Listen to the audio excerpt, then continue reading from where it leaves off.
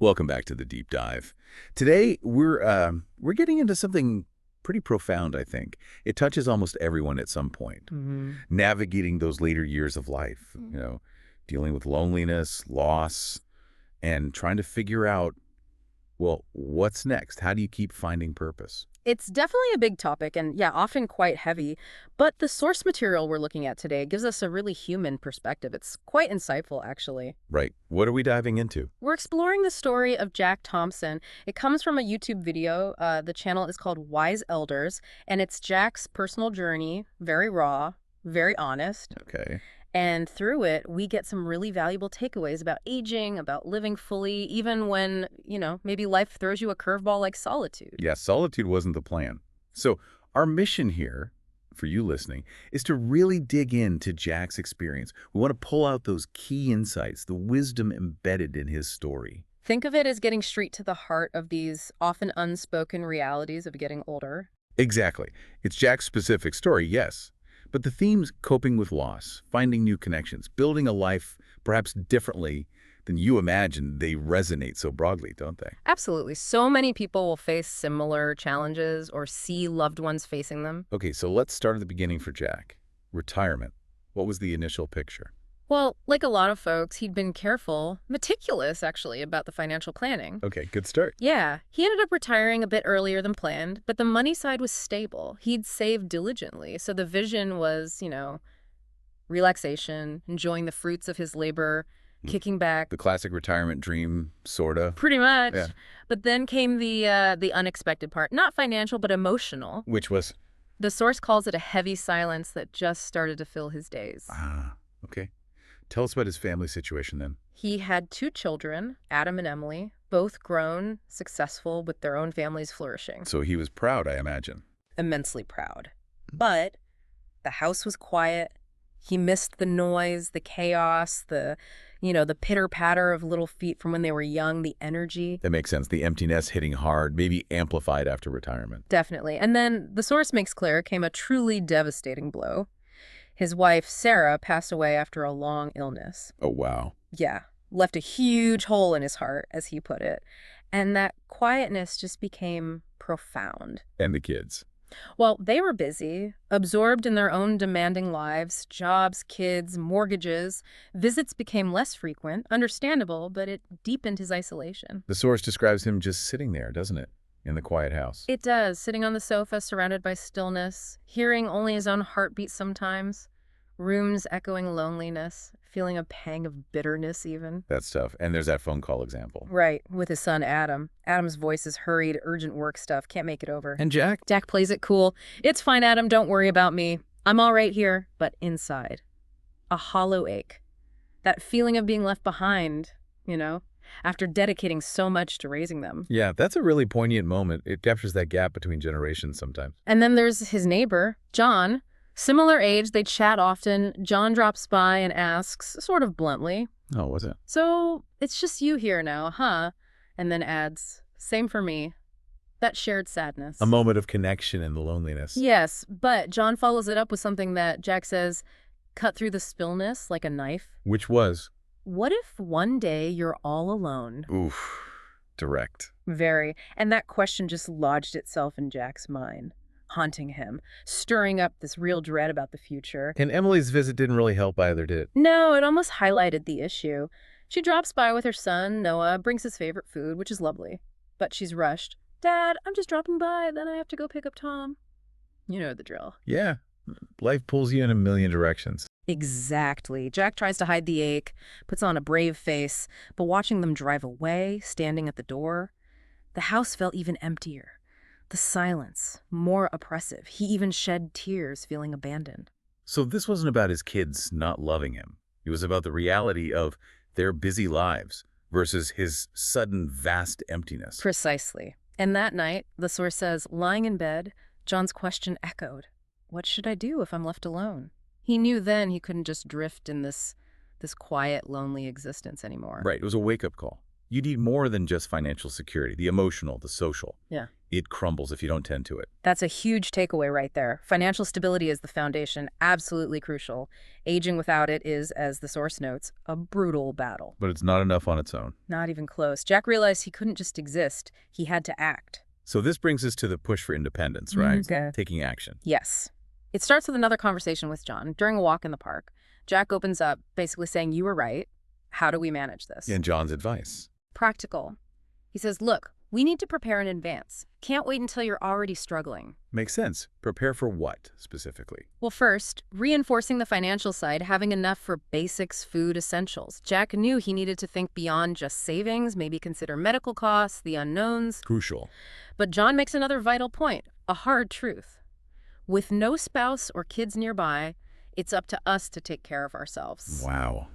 That's stark, but real. Very real. And Jack says hearing it didn't just depress him, it actually sparked a surge of determination. Maybe the future wasn't totally bleak. Maybe he could prepare, take control, build a plan for it, for dignity and purpose. Okay, so taking ownership. Yeah. But that realization about his kids must have stung. Oh, yeah. The source says it hit him like a cold gust of wind. Despite their love, they can't always be there for you when you need them most. It's not blame, it's just reality. So what words really stuck with him from John? Several key phrases. We have to become more independent, take care of ourselves, stay active, and critically, never isolate ourselves. Never isolate ourselves. That seems central. Absolutely. Jack reflected then on how he'd spent years focusing only on his children, kind of neglecting his own life's quality. Hours in front of the TV. His room feeling like a prison cell. Just existing, not living. Exactly. He was living, breathing, but not truly living. Isolation was taking its toll. And a realization. Hit him like a slap in the face. His health, his happiness, it all depended on changing these ingrained habits. So what did he do? What were the first steps? He started small, really small, began walking to the park every morning, just getting out. Right. Then in the evenings, he started going to the local community center. Found some solace there, playing chess, just chatting with other seniors. Was it easy? No, the source is clear about that. It felt awkward at first. The weight of loneliness didn't just vanish overnight. Sure, that takes time. But little by little, connections started forming. New friendships began to bud. And he felt his life becoming slowly richer and more fulfilling. That's hopeful. But was the fear gone? Not entirely. There was still this persistent gnawing emptiness, especially at night. That question, who will be there for me when I'm sick or help me through the hard times? The silence amplified that fear. Understandable. It led him to wonder. Maybe he did need someone, not necessarily a caregiver, but someone by his side, simply to be there, to share moments, the ups and downs, the burdens. Which leads into the whole idea of companionship, doesn't it? Exactly. Yeah. But it wasn't straightforward. He felt a lot of hesitation, even guilt, about seeking companionship after Sarah. Felt like it might be a betrayal. That's a common feeling, I think. Loyalty to the past. Definitely. He shared this with John, who again offered understanding. John said something like, "I get it. We don't need someone to depend on necessarily, but someone to talk to, share the highs and lows.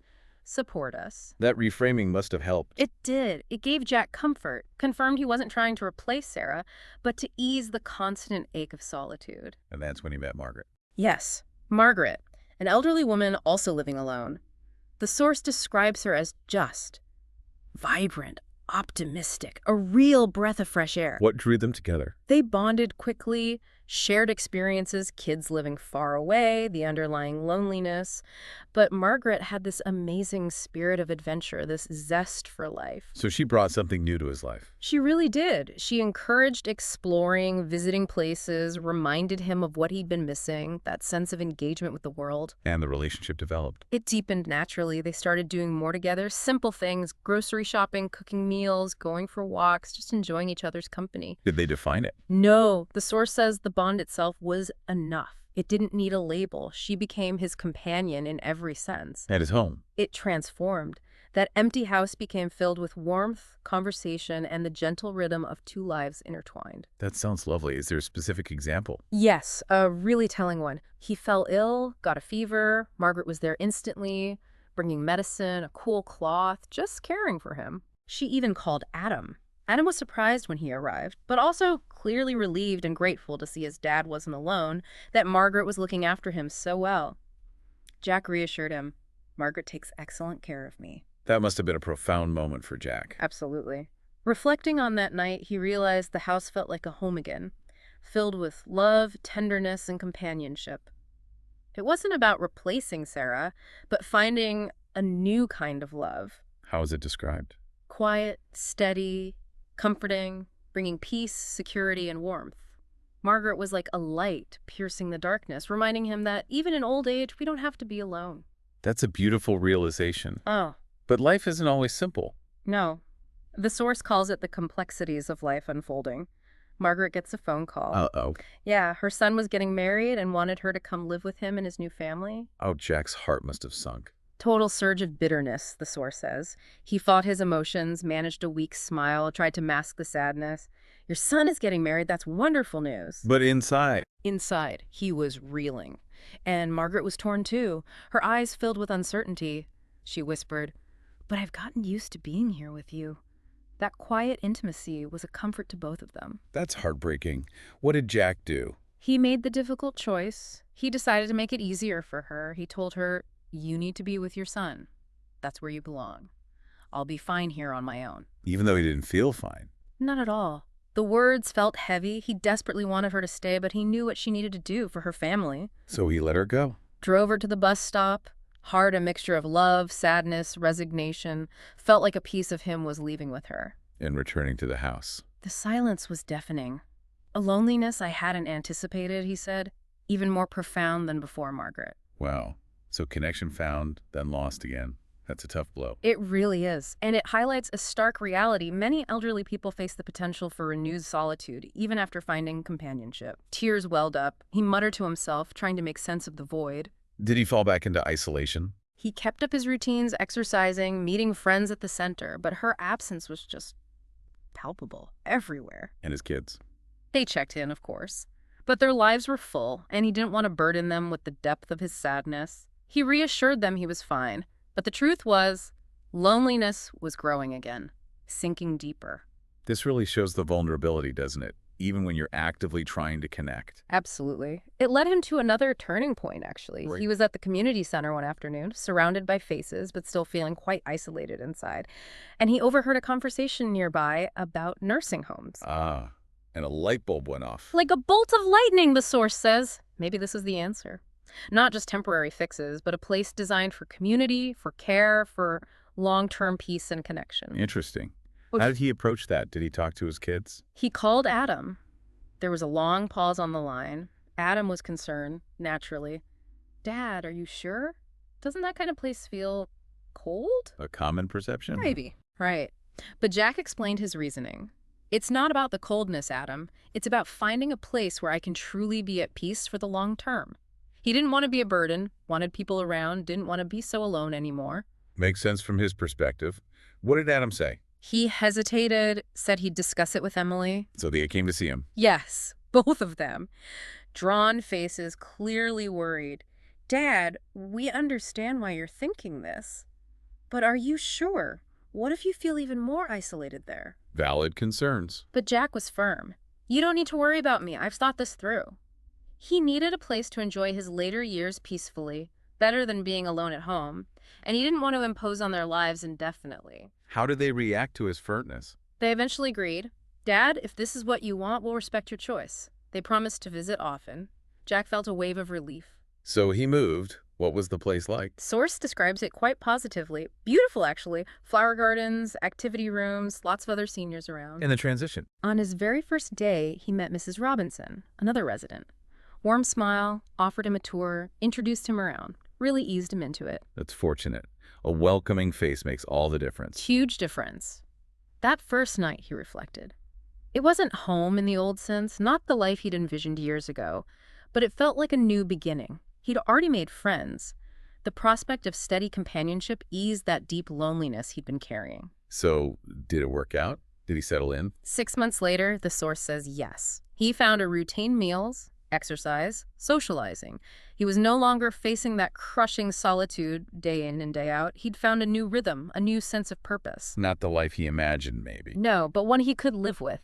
Peaceful, connected, and importantly filled with hope for the first time in quite a while. Yeah. Life had a peaceful rhythm, small pleasures like chess, quiet moments, chatting with others. These routines became his sanctuary. Providing comfort and security. Yes, things that had been absent for years. And his kids. Still calling. Oh yeah, frequently.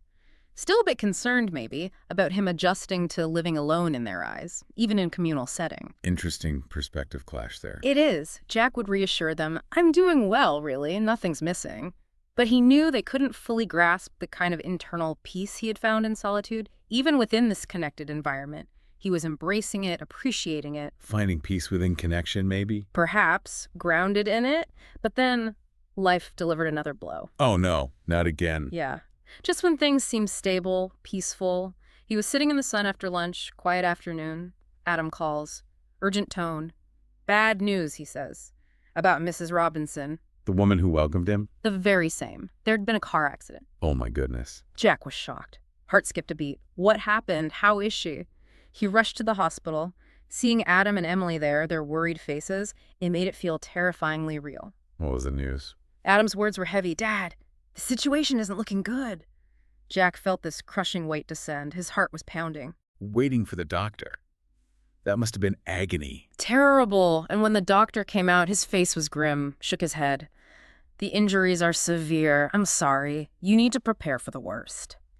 The words hit Jack, the source says, like a punch to the gut. Unbearable. Yeah. Did he see her? Yes. They wheeled her down the hall, pale, unmoving, a shadow of the vibrant woman he knew. The sight just shattered something deep inside him. Oh, this is just heartbreaking. He reached for her hand, felt how cold it was. He whispered to her, voice breaking, tears falling. Please, Mrs. Robinson, please don't leave me. You promised we'd spend our lives together. Had they made plans? Ah. Gotten that close? The source implies a deep, loving companionship had formed, maybe not explicitly planned, but a promise of shared time, of not being alone anymore. He dared to hope when her eyes fluttered, but she couldn't speak. Just a single tear rolled down her cheek. He knelt beside her, hands trembling, just crying, begging her, please don't go, I can't live without you.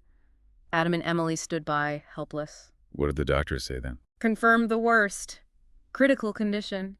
He stayed by her side, hoping, praying. Was there any final moment? Her hand reached for his, held it tightly. She struggled for breath, and then she whispered.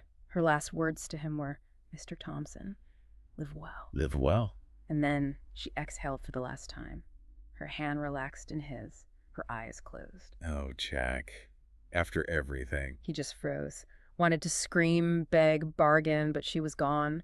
Paralyzed by grief, heart shattered. The silence in that room was deafening, the absence colder than any winter's night. The emptiness must have been overwhelming.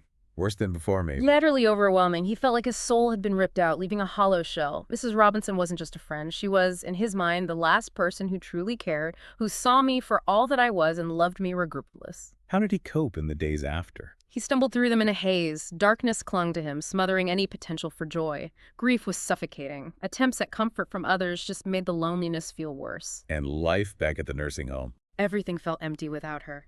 Days blurred. No purpose. Other residents, friends, they noticed the change, of course. Pity in their eyes. But no words could heal that wound. The source highlights a truth here, doesn't it? About loss at that age. Yes. It says, at our age, losses are more than just memories. They are parts of ourselves. An irreplaceable gap is left behind. Did his kids try to help? They visited with their children, hoping the grandkids' joy might lighten his spirit. He tried to find solace in their presence, but it felt so far away. His heart felt like a fortress of sorrow. Even their love couldn't break through. He put on that hollow smile again, reassuring them he was okay. Must have been hard for them, too, seeing him like that. Yeah. A growing silence between them, just a constant reminder of her absence. Adam expressed concern about his deep grieving, tried to console him. Dad, please don't be sad anymore. What could Jack even say to that? His response was profound. Adam, there are things you just can't put into words. Letting go isn't easy. He tried to explain that when someone you loved so deeply is gone, it feels like the sky itself has fallen. That's powerful imagery. Adam squeezed his hand and said, Dad, you still have us. We'll always be here for you. Jack acknowledged their care, their love, but added, sometimes the emptiness in your heart is something only you can truly understand. The lonely truth. But then, even in that depth of grief, something shifted slightly. He was walking in the garden one day. He saw a new resident, an older man, face etched with sorrow, eyes heavy with loneliness. He recognized the look. A pang of recognition, a connection to that shared pain. And instead of retreating further into his own grief, Jack reached out, What do you do? offered comfort, simply asked, "Are you new here? Would you like to take a walk with me?" That's a big step. Huge. They walked together, mostly in silence. But it was an understanding silence, a recognition of the shared weight of years and losses. Two souls wandering, finding a sliver of comfort in just company. A connection born from shared pain. Exactly. And that night, thinking of Mrs. Robinson, her voice, her smile, her touch. The memories were still painful, but precious. All he had left of her. It was still hard to imagine life without her. But he realized, even though she was physically gone, a part of her remained. Her love, her care, her kindness, they left an indelible mark on his heart. So the connection wasn't entirely severed by death. In a way, no. And the source says for the first time in a long time, the weight of loneliness didn't feel so heavy. It wasn't gone, but it had softened. Maybe, just maybe, that was enough for now. Wow. What a journey through loss and finding moments of light again. It really brings us to some of the core wisdom in this story, doesn't it? Absolutely. The first major lesson, profoundly underscored by losing both Sarah and Mrs. Robinson, is the importance Mrs. Robinson implicitly taught him. Cherish every relationship. Family, friends. Even acquaintances. These bonds, they fill the empty spaces, they make life meaningful, they provide connection, understanding, comfort.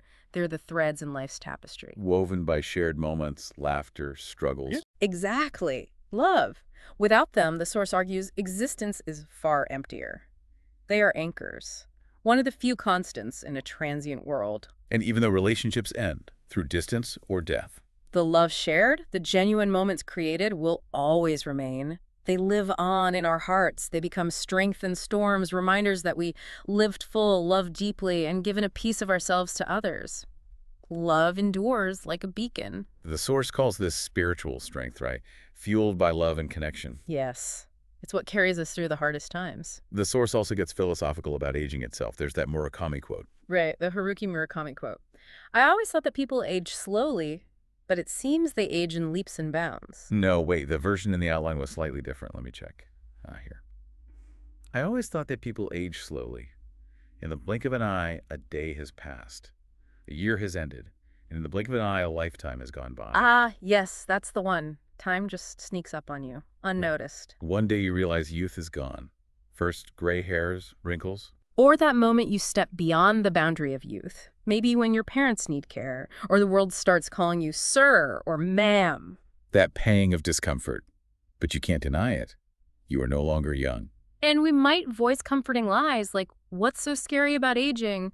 But internally, the truth hits different. Unspoken tears sometimes. The source talks about the world quieting down too. Yeah, not from a lack of words outside, but an internal sense that sometimes no words left could offer true comfort for certain deep feelings or losses. That realization that maybe no one fully understands your unique journey, the whispers of your soul. Feeling alone even when surrounded by people. Exactly. Comfort offered can feel hollow, so you might choose silence, not out of bitterness, but recognizing only you truly understand your own heart. And silence becomes what? A sacred space. A place to listen to your own thoughts, feel your heart's pulse. Finding peace just in the sound of your heartbeat at night. Alone perhaps, but not lonely. There's a freedom found there too, isn't there? Yes. Freedom from needing others' validation. Their worries or opinions don't weigh you down as much. You trust yourself, your character, your judgment more than fleeting opinions. The noise quiets down because... Maybe because nothing more needs to be said. Silence speaks louder sometimes. Few truly understand your depth.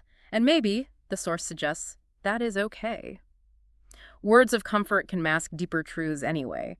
Choosing silence for clarity, for connection with yourself. Hearing your own heart without interference. That leads towards self-reliance, doesn't it? It absolutely does, which is the next major theme the source explores, especially through Jack's later reflections. Okay, tell us about that. Well, acknowledging that adversity often feels more prevalent than advantage. Life involves struggles, seeming failures. You learn to accept forces beyond your control. And there's peace in that acceptance. Yes. If you know you gave your best effort, you can hold your head high, free from shame. Self-respect comes not from pride, but from humility, recognizing your goodness without inflating your ego, carrying it with grace. Humility makes you more worthy of respect. Interesting paradox. It is, and with age, there are subtle but undeniable changes. You become more than you ever thought possible, shaped by the years, the struggles, the joys. Stronger, wiser, more aware of life's beauty, however fleeting. But there's a bittersweet truth about relationships, too. Yeah, that many are fleeting, temporary, more about moments than eternity. Life moves swiftly past, present, future blur. People who felt irreplaceable might change or drift away. Cherished memories can lose their sharp color. So you have to accept life's beautiful complexity. Both the joy and the deep sorrow. It's a struggle to make peace with it. But there's a calm in realizing not everything stays the same. Things once perfect lose their luster. Sometimes you just have to let go. Things that used to bother you fade away. Right, like criticizing others, trying to change them. You realize some things just are. No amount of wishing alters existence. Life doesn't ask permission to change. And dealing with disappointment. It's almost inevitable. People disappoint you. You disappoint yourself. You might give too much, feel empty, feel your kindness was taken for granted. People who needed you once might now assume your love is guaranteed. So what's the lesson there? It sounds a bit harsh. The lesson learned, sometimes painfully, is self-preservation. Treat yourself with more kindness. Guard your heart more fiercely. Maybe even, the source suggests controversially, be a little colder toward others at times, just to protect yourself. Wow. That's a difficult balance. It is. Disappointment is a constant companion if you pour your heart out. But there's a strange beauty in that vulnerability, too. It reminds you, you're alive, you're still hoping. But don't place all your hope in one place. Exactly. That's foolish. Sets you up for deep disappointment. You learn the delicate dance of hope and acceptance. Knowing when to push forward, when to step back and accept. Stop worrying so much about the outcome. Yes. What matters more is how you carry yourself through it all, how you keep moving forward with grace despite the setbacks. And all this culminates in what profound truth? The source says the one profound truth learned is this: the only way to avoid true failure is to rely on yourself. Rely on yourself, not on others. Support from others is wonderful, comforting, essential even. But the deepest strength, the ultimate fallback, comes from being self-sufficient. Knowing that, in the end, you are the one who will always be there for you. That sounds potentially lonely, too. It can seem that way, but the source frames it as strength. When the world feels uncertain, when there's no one else to turn to in that specific moment, that's when you discover just how strong you truly are. That's when you rise. So self-reliance isn't about pushing people away. Not necessarily. It's about building an inner core. It's the most precious gift you can give yourself. So to recap Jack's incredible journey, starts with the shock of retirement loneliness, the deep grief of losing Sarah, his effort to find connection with Margaret, facing that loss too, the move to the nursing home, finding companionship with Ms. Robinson, then enduring that devastating loss. And through it all, slowly finding moments of peace, unexpected connections, even in grief, and ultimately discovering these profound lessons about relationships, the nature of aging, and the bedrock importance of self-reliance. It's quite a story. And the insights, as we said, they aren't just for Jack, are they? They're for you, listening as you navigate your own life, whatever your age or circumstances. The challenges of connection, loss, finding purpose, building inner strength, they touch us all. So as we wrap up this deep dive, here's something to think about, drawing from Jack's experience but looking forward. The source emphasizes self-reliance as this ultimate gift, this core strength. How might cultivating that deep inner resilience actually change the way you approach relationships? Does knowing, truly knowing that you can rely on yourself paradoxically make you more open, more authentic, perhaps less needy when you do connect with others? Does it free you to engage differently? Something to mull over. What part of Jack's story or the insights we discussed resonated most strongly with you today? We hope this exploration offered some valuable perspective. Thanks for joining us. We'll see you next time on The Deep Dive.